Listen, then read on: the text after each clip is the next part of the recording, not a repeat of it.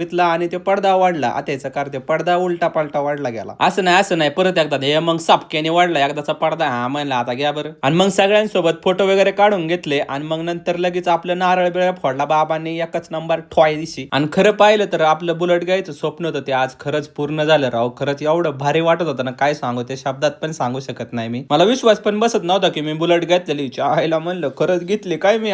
गाडी घेऊन पहिले तर आपण आपल्या गावातल्या ग्रामदैवत श्री काळभैरवनाथ महाराज यांच्या मंदिरामध्ये आपलं चावी बिवी म्हणजे नाही का सगळं पूजून बिजून घ्यायचं होतं. आणि आमच्या गावातल्या त्या पुजारी बुवांनी तर गाडी एक नंबर पुजली बिजली. मग खरंच असलं भारी वाटलं ना खरं. आणि गावात सप्ताह चालू होता आणि त्यातल्या त्या महाराजांनी पण गाडी पुजली म्हणून तर अजूनच भारी वाटलं. म्हणलं एकच नंबर झालाय कार्यक्रम नाही का. कसं आहे देवाचा ना आपल्या घरच्यांचा आपल्याला आशीर्वाद पाहिजे. म्हणजे आपण काय जग जिंकू शकतोय, काय विषयच नाही त्याच्यात. सगळं एक नंबर झालं. आणि ताई तिथं तर नाही आली पण इथं लेट आली पण थेट आली. जाऊ द्या. ताई गेली तिकडे चक्कर माराय बुलेटची. म्हणलं आईला इकडे मला चक्कर आली. म्हणलं पडरची जावा तिकडच कुठंतरी. अरे येड्या चावी मोडशीन. थांबे याला बाबा चक्कर मारलं नाही तर हे गायबानं चावी मोडून ठेवा बसलंय.